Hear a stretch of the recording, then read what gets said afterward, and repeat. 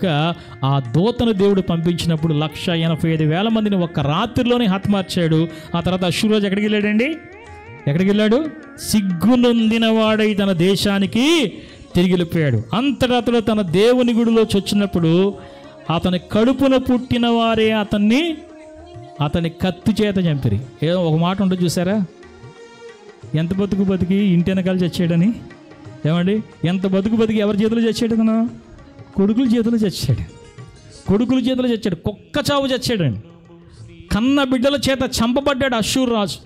కాబట్టి దేవుని సందులో గమనించండి, మన పక్షంగా ఉన్నవాడు అవతల వారి కంటే చాలా గొప్పవాడు. హల్లెలూయా.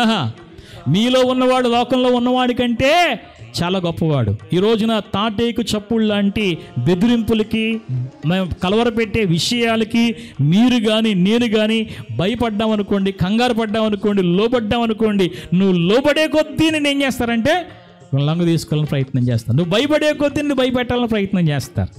ఎట్టి పరిస్థితుల్లో కూడా దేవుడు మనతో ఉన్నప్పుడు మనం దేనికి ఎవ్వరికి మనం భయపడవలసిన అవసరం లేదు. దేవునికి మహిమ కలుగును గాక.